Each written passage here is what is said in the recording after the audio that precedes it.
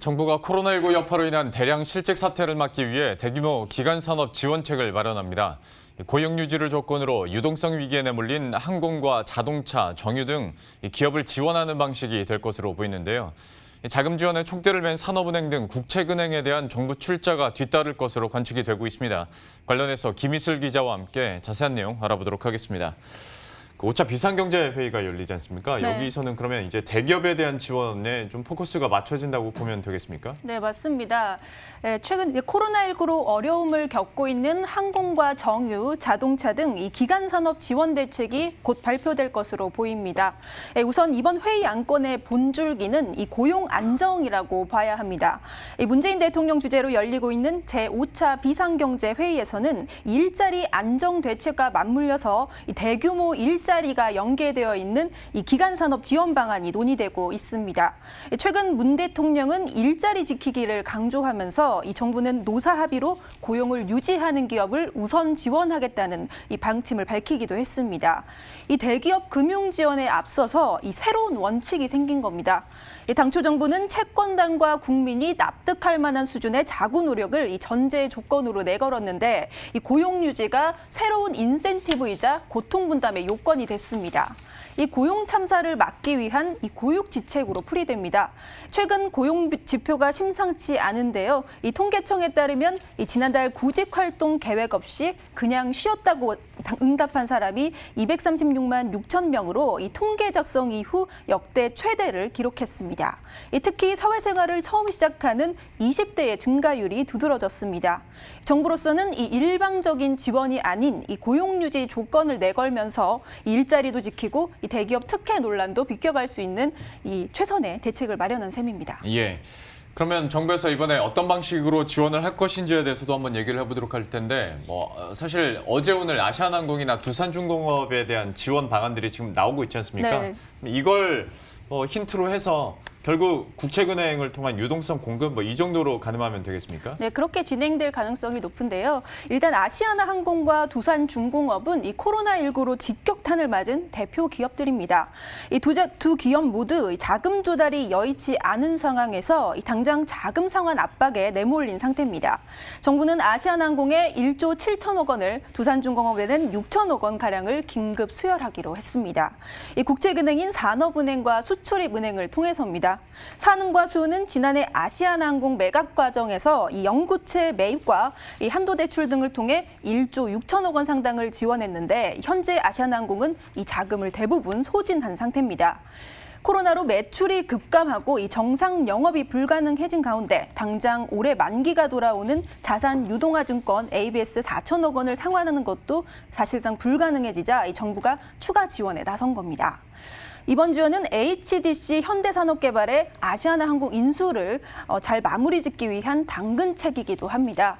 갈수록 업황이 악화되면서 이 HDC 현산이 인수 결정을 뒤집을 수 있다는 얘기가 나오고 있었는데요. 이 정부 입장에선 유동성을 공급해서 이 매각 무산 부담을 피하는 게 더 낫다, 이렇게 판단한 것으로도 볼 수 있습니다.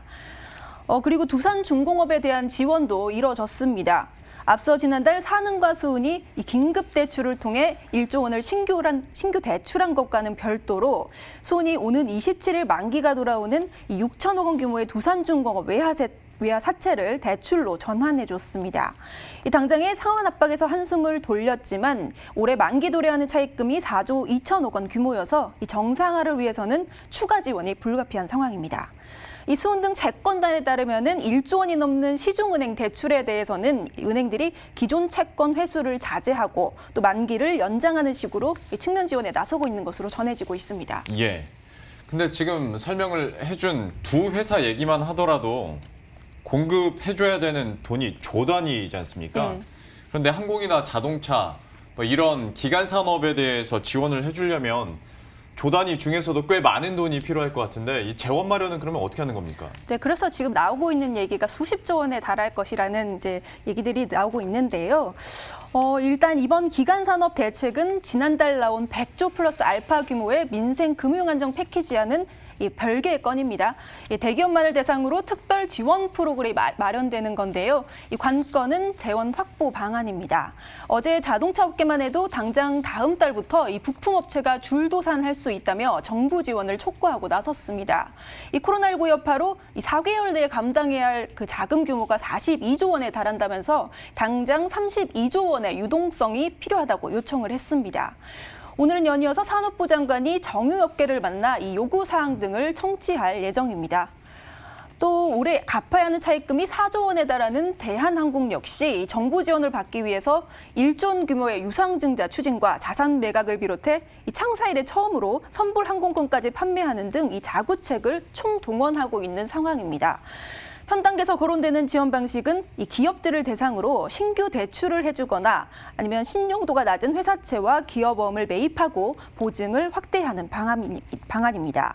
이 규모는 최대 50조 원 수준에서 투입될 것으로 관측이 되고 있는데요. 이 자금 투입 방식을 두고는 여러 가지 방안이 논의가 되고 있습니다. 정부가 사는 출자로 자본을 확충하면 이 국책은행이 이 기업 회사채나 CP를 매입해서 유동성을 공급하는 방안을 비롯해서요. 미국 연방준비제도의 회사채 매입 기구를 벤치마킹해 이 중앙은행인 한국은행이 정부 보증을 담보로 이 회사채 등을 매입하는 방법 등이 거론이 되고 있습니다. 다만 정부는 경영진의 도덕적 해이를 막기 위해서 고용 유지는 물론 이 경영 정상화 시 이익을 공유하는 등의 조건을 내걸 가능성이 있습니다. 이 보다 자세한 내용은 조금 뒤 오후 1시 반경에 예정된 정부 브리핑을 통해 확인할 수 있습니다. 예. 한 가지만 더 물어보도록 하겠습니다. 앞에서 그 유동성 공급받은 기업들 같은 경우에 정부 측에서 지원 전에 좀 강도 높은 자구책을 계속 요구를 했지 않습니까? 네. 그러면 관련해서 기관산업 전체로 좀 이런 압박이 있을 가능성도 지금 있습니까?